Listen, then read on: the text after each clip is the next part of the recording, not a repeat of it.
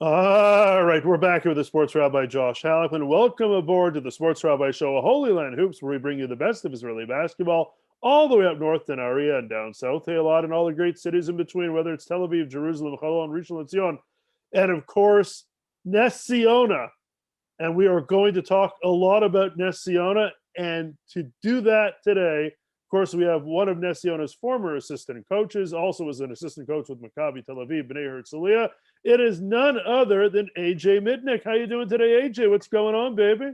I'm doing good, Josh. Still coming down a little bit from the euphoria from Ness Ziona taking the Europe Cup championship yesterday. Yeah, pretty exciting. Of course, Ness Ziona crowned FIBA Europe Cup champions with a win over BM Slam Stal, a Polish team that is, very good Polish team, I might add. They're in the Polish finals, 82-74. Winners, Ironi Ness Ziona were, with Brad Greenberg, of course, the head coach, did a masterful job with the club. And of course, the import players led by Wayne Seld, Jerome Manissi, Patrick Miller, and Brian Angola, along with the captain, the stalwart captain, warrior Tal Dunn, Nimrod Levy, Lior Carrera, and the list goes on and on. It was a brilliant game, AJ. Ness Ziona looked very strong over the first half. Third quarter was an absolute disaster zone. They gave up 30 points in that third quarter. They ended up going into the fourth quarter down, but the fans' energy lifted them up. They give up only 9 points in that fourth quarter. Ness Ziona crowned, can you imagine, European champions? And they hoisted a trophy that was the same that Tal Brody, Mickey Berkovic hoisted up in the Pioneer Arena in Belgrade, Serbia, back in 1977.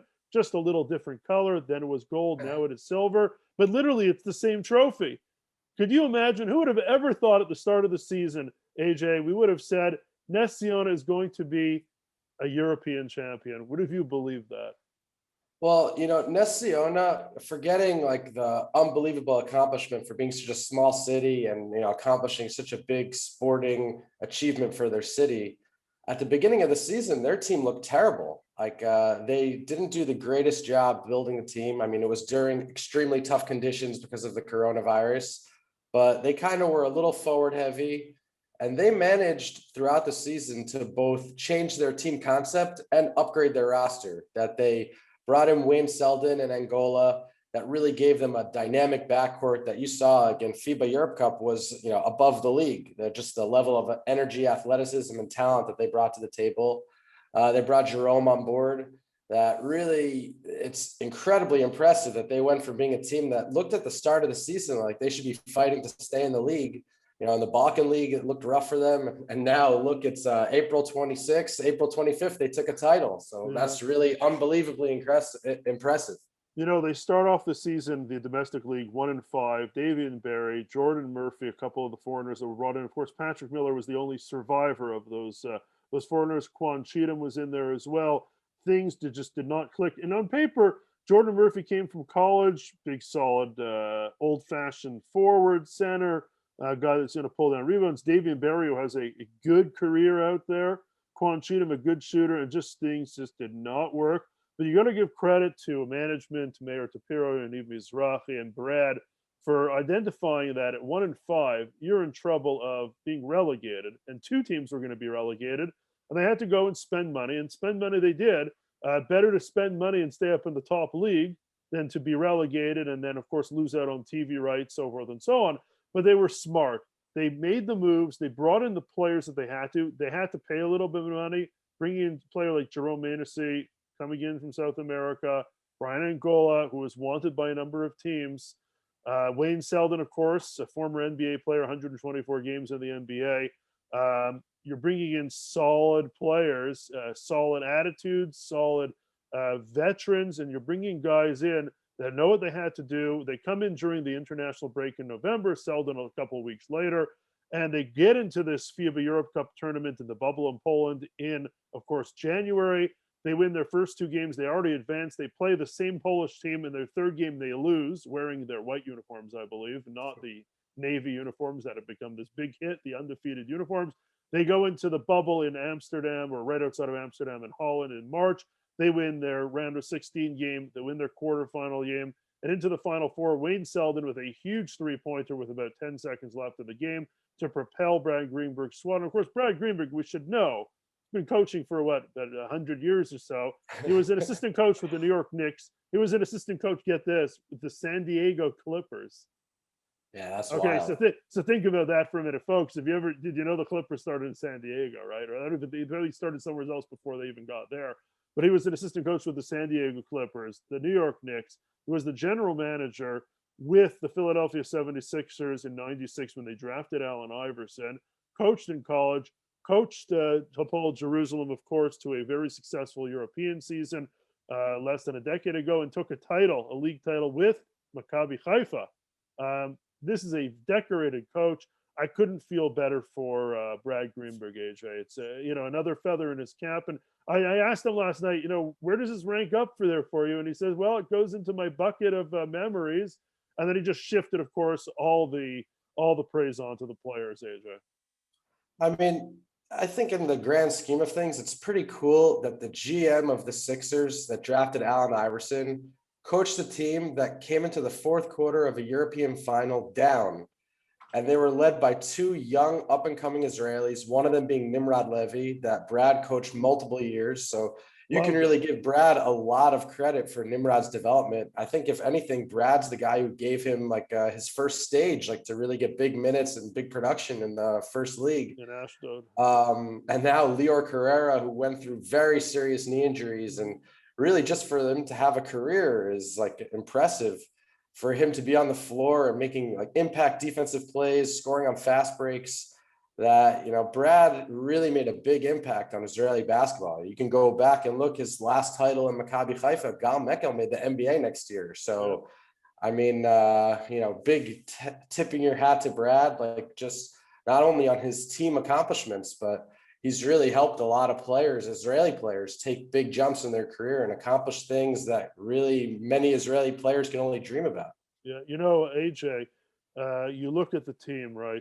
You worked under Nadav Zilberstein, and a lot of credit has to go to Nadav Zilberstein for developing the program back in 2013-14, making it to the top division, staying in the top division, playing in Europe the last few years. You played in Europe as well. You were with the team in the FIBA Europe Cup. With players like Daquan Cook, who was an anchor of that club over the last few seasons. But talk a little bit about Tal Dunn. And folks, I just put out an article. Tal, you've done it. Because Tal, you've done it. Tal Dunn, 35-year-old forward, born in Wales. I mean, out of all places, made Aliyah, moved to Israel at the age of 3 with his family, settled in Rishon LeZion, moves over to Ness Ziona around 2008, and comes back 2011, helps the team move up a division. The guy is the definition of a blue-collar worker. He broke his hand in a domestic league Israeli game last week, and there was no way he was not going to play in this Final Four. He played with a hand cast on. He's going for surgery immediately after this victory.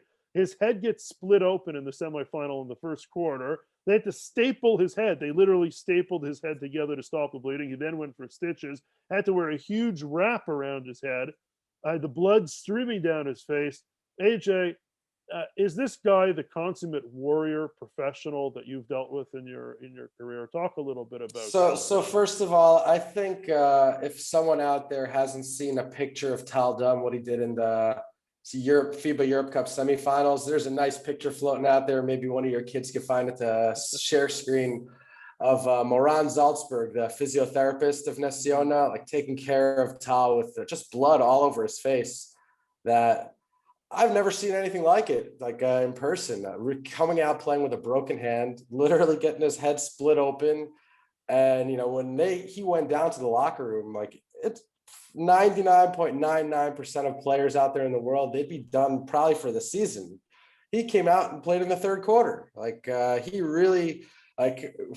He wasn't the same level of effectiveness he would have been if he'd be fully healthy, but just the energy and spirit that he brought and the level of toughness he brought, I think that it's really fitting for him, because I mean, he basically didn't make the first league with Rishon all those years ago, went down to Ness Ziona to the second division, brought them up to the first division, helped make them legit in the first division, then they went back down. And, I could say like in Herzliya, we were interested in Tal. I know most teams in the first division were interested in Tal. And he took a decision to stay with his heart and to stay in Nessiona in the second division and help them move back. And, now what's this, 4 years later, not only did he bring the team back, but really sacrificed his body to help the team accomplish something so big and so special. Like, I think just this last week, like, I think this gives him credibility. Like, it gives him a feeling of accomplishment that you really just can't explain. Like, if you see the tears that he's been having, it's unbelievable. Yeah. You read the quotes and you listen to him talking about how he wanted to show the children in Nessiona, the future basketball players in Nessiona, go for it. If you have a dream, go for it. There's always a chance. He talked about he's not a hero. He talked about the little boy that helped him lift the trophy up, who had cancer and who recovered. He's being the hero again, shifting off that hero motto for him. I mean, but really, Tal Dunn is just, an incredible role model individual on the court for anybody to look at. How could you not love a player like that and want a player to have on that team? And you really spoke about Nimrod Levy well, Leo Carrera again. And listen, Patrick Miller survived all those cuts at the beginning of the season, and I can tell you, I was in that gym many a game after some of those losses at the start of the year. All the other guys were long gone. Patrick Miller stayed for hours afterwards. I was talking to Brad, watching Patrick Miller just sit there trying to, hit his free throws, trying to hit his 3-point shot, which is not a strong point, going for the jumpers, going in for the layups. And he's just such a positive ball of energy, that player is. You got to feel for him. And you listen to Wayne Selden speaking about, of course, Terrence Clark passing away in the car accident coming from the Boston suburbs, a place that Wayne Selden is from, and how he was shocked the morning of the game that he hit that 3-pointer. There's a lot of great storylines with this team, to having 5,000 fans, 10% of the city population in the stands at Yad Eliyahu this season. For this accomplishment, to be there, to witness it, the fact that there may be some children that have watched their local home team, Nessiona, lift the trophy, maybe that will inspire the next generation of basketball players. You never know what will be in 5, 6, 10 years from now. There may have been a 6-year-old in the crowd rooting and seeing Tal Dunn over these final 4 games that will say, I want to become a professional basketball player also. That's the future. If you really look at it, Maccabi Tel Aviv was built upon, obviously people that joined the club and moved up. Obviously, you look at a team like Nessiona, they have many, many years to go. You can't compare the two.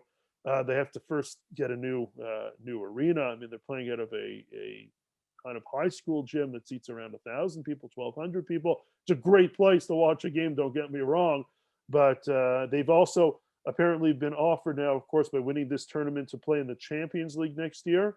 And on one hand, you want to play in the Champions League because you want to try to advance. And I'm sure this team could play well in the Champions League. But then again, you won't be able to host your home games in Nessiona.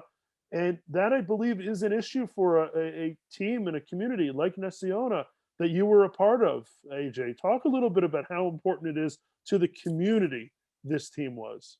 And this team is. One thing I was really thinking when I was at the game yesterday, and last year when I was in Nessiona, I also coached a 5th grade team that, those kids are now in 6th grade. And during all the lockdowns, I was quite close with the kids on my team, with their parents. I, take not only the professional side, but, I think coaching youth players is extremely important just for their personal and physical development. And, a lot of those parents were telling me during the lockdowns that it was really tough on their kids being at home and, that not being with friends. And then seeing those same kids now in April 2021, jumping, singing, dancing, hugging each other, having the time of their life. Like, what the Nessiona did for the city just after the rough year everybody had, really forgetting about what, in a normal circumstance, how crazy it is. During Corona specifically, they really uplifted their community big time. This was a very, very important moment for their city. And I could tell you some of the kids who I coach, sometimes like if I'm just chatting with the kids before practice in the circle, after the practice, I'll ask like, oh, who's your favorite player? Some of those kids look up to the Nessiona players more than they look up to like LeBron James. So I think like just a moment like this to see, especially the Israeli players who the young Nessiona kids look up to see what character they showed. I think it also goes to show Raviv Limonad, who he really, like up until now, he's usually been the player on the court determining the outcome of the game. And he was watching from the stands or from the bench for most of the game. I think he only played 2 minutes in the semifinal. He didn't get in the game in the final. And if you looked at him on the bench, he was probably cheering more than any fan in the stands. I think he wanted it for Lior and for Nimrod and for Tal just as much as they did. Yeah, no, for sure. I think that's also when you're looking at like lessons to teach to the kids around Nessiona. I think also for us as adults, being able to put your ego aside and look for the best of the team and the best of the group. It's really a special. I think Raviv also needs to be given a nice amount of credit for the confidence and how he helped push this team forward. Yeah, no, for sure. I know that he and Brad embraced after the game. I watched them on the court together, and it was very emotional, very moving scene. That he's the answer to a great trivia question now. He's won 2 different European titles. In France he won one? No, he was with you. He was with Hapoel Jerusalem when they won the ULEB Cup. I for some reason thought he joined them the next year. He joined at the end of 2004. I believe so. Yeah. Okay. That's pretty amazing, right? And Yuval Naimi didn't win another European Cup? I don't think so. I think he is the. Yeah. Wow. He was a Euro Cup. I'm just double checking it here. He was a Euro Cup champion 2000. I mean, I don't know if Raviv has any more room in his shelf from all of his accomplishments. It's pretty amazing. Pretty amazing. Let's shift gears a little bit to a little bit different European action. The Balkan League. They're coming up in the Final Four this week as well. The real big game is the semifinal between Hapoel Holyland and Hapoel Gilboa Galil. Gilboa Galil, I can tell you, was taking this with the most seriousness.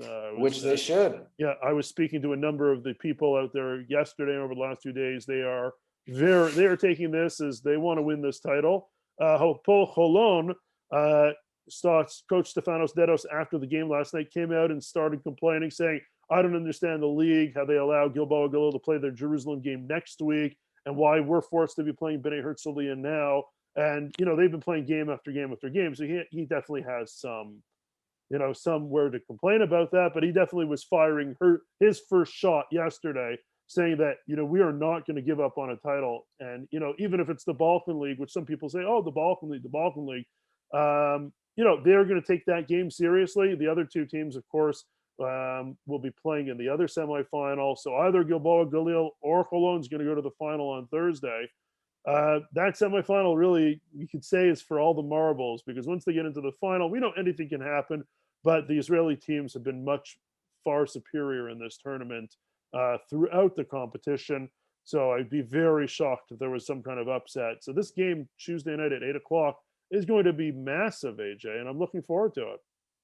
Yeah, I mean, obviously the Balkan League isn't the same level of competition as the FIBA Europe Cup, and like the quality of the Bulgarian teams that are going to be in the Final Four is definitely not the same as Parma or Oradea, or it's not going to be the same level. But I think something needs to be said that it's good for Israeli teams to play in another competition. First of all, the Balkan League saved the Israeli League. It kept teams working. It kept teams in shape. The Balkan League definitely deserves a lot of credit, and Shai Strix for everything they did to really help the Israeli Basketball Association get through this really, really tough year. But I think that we've seen Ness Tsiona winning, and now you got the Balkan League Final Four. And, if you look in the standings of the Israeli League, you got Jerusalem falling to 6. You got Eilat playing really well. You got Hapoel Haifa playing really well. I think you got teams that are starting to feel this hunger for success. And I think every competition that you can have for Israeli League teams that doesn't just have Maccabi Tel Aviv in it, that they have a 80-90% chance to win, if we're being honest. I think that gives teams a little bit more of an appetite of okay, let's make this next push. Gives fans something to root for, something to wait for. I'm excited for the Balkan League. I think for a player like Iftach Ziv, for example, for him to go and lead his team to a title, that's a big moment for his career. Yep. So I think it should be exciting.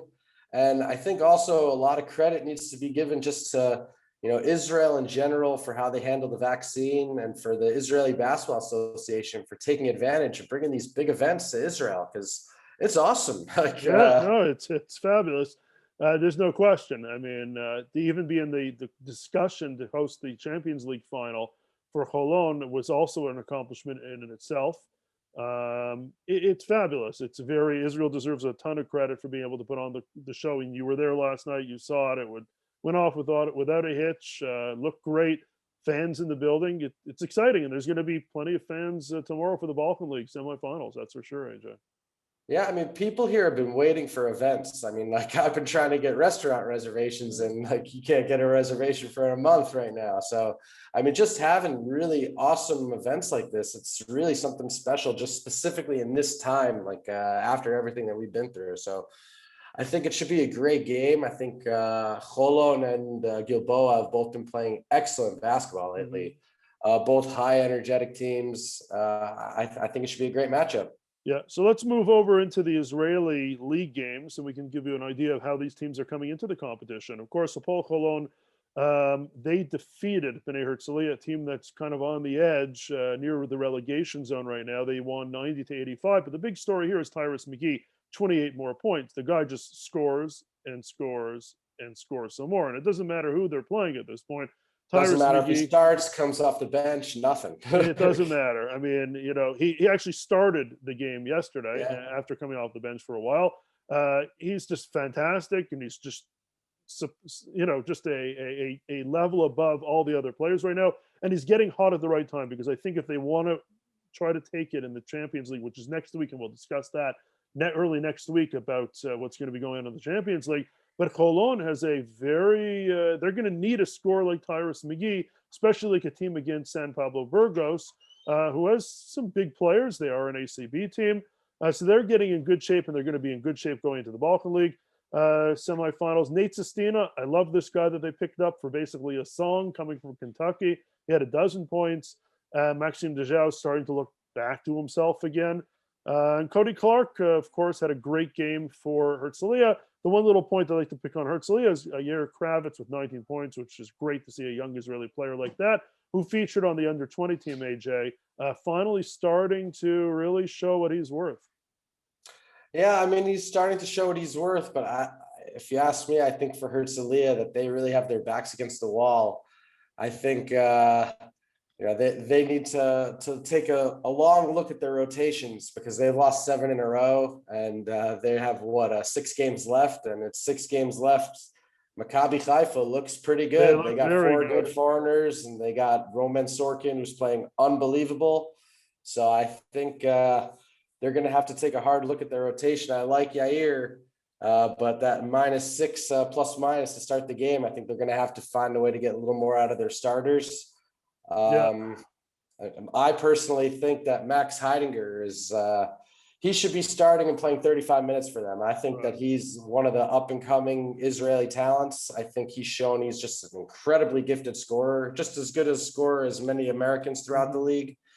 I think if they're going to go in this stretch run, I think they're going to need him to be a reliable number 2 option. All right, quickly over to Hapoel Tel Aviv and Hapoel Haifa. Hapoel Haifa finally with a win. They defeat the Reds 80-71. Hapoel Tel Aviv did not look good throughout the game. Justin Tillman had 28 points, I think, going into the fourth quarter. He only had 1 point in that fourth quarter. They're pretty much relying on him for their offense. Keenan Evans finally got back to himself with 22 points. Drew 11 fouls. I love Keenan Evans. I think he's a fabulous player. But Leonard Freeman, 6 for 6 from the field, 15 points, 13 rebounds. Leonard Freeman has been spectacular player for them all season long. Elad Hassin had a little bit of a hiccup the last few weeks, but they made sure to clinch their spot in the top 6. That's a massive accomplishment for a team like Hapoel Haifa, their first year back in the top division. And Danny Franco's got to start winning some games with Hapoel Tel Aviv. I still think they're not going to be relegated. I think they're still a much, I think that they're a much better team than even a Bnei Herzliya right now, and of course Maccabi Haifa. JP Takano just comes back in. Tyreek Jones out with an injury. Just seems like that revolving door over there. Yeah, I mean, Hapoel Tel Aviv, for better or for worse, they kind of built on Yam Madar, who's a young kid, to be a main point of their team. And he's playing well, and I think he's showing that he is a legit NBA prospect. But it definitely, like, just them building their team like that right now hasn't produced results. I think when we look in the long term of things, I think they might be doing a big solid for Yam and for Israeli basketball. I think it's going to help him for his career long term. I agree with you that they're going to stay in the league, but I don't really believe that they have in them a big push to get into the top 8, like in the Bayit Hatachton. Yeah, a team that just missed out on the top 6, Hapoel Beersheva, Rami Hadar's team, 93-88 winners over Hapoel Eilat, who have been the darlings of the Israeli League this season. When Spencer Weiss gets his shot going and he hits 7 3-pointers, there's a good chance you're going to win the game. That's exactly what happened with Beersheva. But it's not just Spencer Weiss hitting those 7 3-pointers. It's also Eric Griffin and, of course, Caleb Agada, 21 points, 10 rebounds, 6 assists. I think he had 5 steals also. The guy's incredible. He is definitely on the lookout of many, many different organizations around the basketball world right now. He's just a star player. Now, I know that Eilat did not have Marco Brown in that game. So obviously that, they were playing with one less foreigner. Casey Prather with 28 points and Josh Nebo, 15 points, 11 assists. Prather's been spectacular all season long. Amit Zis, another good game from him, 7 points, 18 minutes, plays good lockdown defense. I'm really happy for Beersheva. Yeah, I mean, I think the spectacular performances of McGee from Holyland over the last few weeks have kind of overshadowed Caleb Agada. Mm-hmm. That here this year, he kind of came into the Corona League last year as a little bit of an unknown commodity, and he's shown that he's one of the best guards, maybe top 3 guards in the league this year.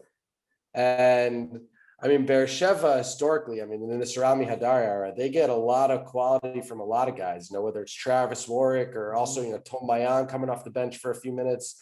They just got a deep, tough team that plays with a lot of energy that I don't know if they maybe have a Final Four run in them, but whoever's going to face them in the first round, they're a tough team. They're an agitating team. So I think they're going to be interesting to watch over these next couple of weeks. Maccabi Tel Aviv, they slipped by Maccabi Haifa 82-78 on Saturday night. A very poor performance. The only thing that they can take out of that game is basically Cagliaro's 19 points. Yovel Zusman comes back with a good game after playing only a few minutes the league game before. A lot of the Maccabi players looked very blasé. They looked very indifferent sitting on that bench. Looked like they were, I don't want to say they wanted to be on a flight back to the United States, but I think some of those guys have just really had it. They look like they're in vacation mode right now. Sfairopoulos has got to get them rolling because they're going to have a battle. They've lost to Gilboa Galil. They've lost to Eilat this season. And they've lost to Bol Holon. And they have a cup game against Rishon LeZion coming up as well. Maccabi Tel Aviv's got to start twisting the gears a little bit to make this push going into the last 6 weeks of the season. I mean, I know there are people in Maccabi Tel Aviv that saw Ness Tziono hoist up that trophy last night, and there's going to be some pressure there that they have to win the cup and they have to win the title. So well, I had one of those people sitting a row in front of me and then standing behind me from Maccabi Tel Aviv. And I also know Giannis, forgetting that he's, in Maccabi in the moment, he wants to win. And I know that they're going now into the deep moments of the season. There's going to be a lot of soul searching going on there. But I definitely think all these events coming into Israel, that also, and it's good for this to be happening, it puts some pressure on Maccabi Tel Aviv that if they're going to want to be in the front and center, they're going to have to come to play. But I think if you look at the strength and quality of their roster, they still are the overwhelming front runners, I think, both to take the cup and to take the league. For sure. One last thing we have to touch on before we bid adieu for the day. Noam Dovrat. had a spectacular game against Holon. Holon lose, of course. Holon defeats Rishon LeZion, but watching how he played, I boy, I've seen him play last season against the likes of Killian Hayes at home. I saw him last year in all those Euro Cup games. I went to plenty of games this season. I don't know how many. I think if you looked at Rishon LeZion, I must have seen them play live about 15, 18 times this year. Literally, I've been to almost every game. Noam Dovrat has continuously gotten better, but the performance he gave against Holon, his burst for that dunk, the athleticism that he finally showed that we wanted to see, and obviously is something that he wants to show, was on full display. You look at the numbers: 21 points, 5 for 6 from 2, 3 for 9 from 3, couple of rebounds, 5 assists. But his IQ level is so high. His frame is perfect for an NBA body. He said in the press conference afterwards that his goal is the 2022 draft. We see that he's in the 50s on ESPN's draft list for that year. Guy Goodis starts even saying that he believes that he is going to be a better player than Killian Hayes. A lot of pressure on that young man, but I got to tell you, that's a mature young man out there, AJ Mitnick. I mean, he hasn't even turned 19. I think until now, we were saying, okay, he has an amazing basketball IQ, his shots improved. Maybe if he'd be a little more athletic, he could be like a top level NBA prospect. After that dunk, he's athletic. Like that was some dunk. I haven't really seen an Israeli guard dunk on somebody before, and that was really I jumped up off the couch when I saw that. I think Noam Dovrat has the makings of NBA point guard. I think he's a smart player. I think he's very confident in his outside shot. I think he has been rapidly improving over the last few years. And I think, next year, I mean, you've been reading the same rumors I have. It looks like Maccabi has him eyed out to be a player that could get minutes in EuroLeague. And I think he's there. I'd be very, very wary of him going to Maccabi Tel Aviv. I'd be concerned. I'd be concerned. I mean, Danny Avdia went 9th in the draft after being in Maccabi, and Dragan Bender went 4th in the draft, and he wasn't even good in Maccabi. So it might be tough, but I think it definitely can give you a platform that other places might not be able to give you. It can, but I'd be very wary if I was Noam Dovrat. I'd be concerned about the minutes, AJ. I see a player like Eden Albert, who they wanted to come back this year. I see him playing almost no minutes. Dori Sar, some of the younger players are playing very little. I'd be concerned. I know that there is luster to go to Maccabi Tel Aviv. He has to play in 2 competitions next year, which means if he's going to stay with Rishon, they have to play in a European competition. He can't just play one competition. The same with the Yam Madar, wherever he's going to be next year, has to be playing in 2 competitions. On one hand, I'd love to see Noam Dovrat at Maccabi Tel Aviv. I'd be really worried. I'd be really. Yeah, I mean the big advantage for him, if he will stay in Rishon LeZion, if they'll continue to play, go back to playing in European competition next year, is that it's really the difference between going to a top EuroLeague team and trying to show that you can fit in, or being in a team like Rishon and showing you can lead. I think there's big merits to both, and it's definitely a very tough decision and will take a lot of consideration.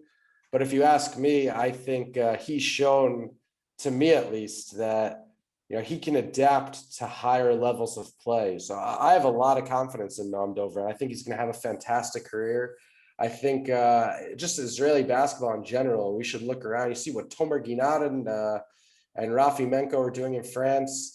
I think that Israeli basketball players have shown that they're on the level with top European players, American players.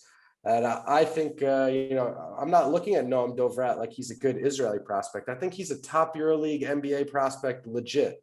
No, I think so too.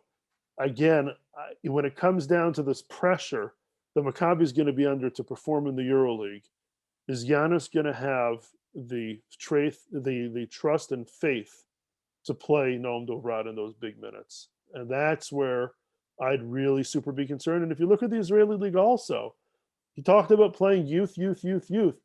I don't see it. That's a big concern to me, AJ. Very, very big concern. Yeah, I think there definitely Sorry is to some merit sorry to there. put sorry to put some like to No, throw the cold water on it, but there's I'd be very absolute concerned. merit to what you're saying there. I think if you look at the history, a lot of young guys have gone to Maccabi and had like a up and down success. But I think when it comes down to it, like Gal Mekel grew up in Maccabi. He might have had to go on to other places before he got his cup of coffee in the league. Caspi grew up in Maccabi. Denny grew up in Maccabi. I think if you're an Israeli player trying to make it to the NBA, I think the blueprint shows that the path through Maccabi Tel Aviv might be the best way.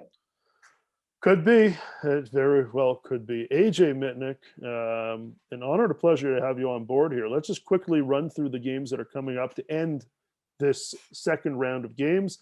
Maccabi Haifa host Rishon LeZion. Beersheva host Maccabi Tel Aviv. Both of those games on Wednesday.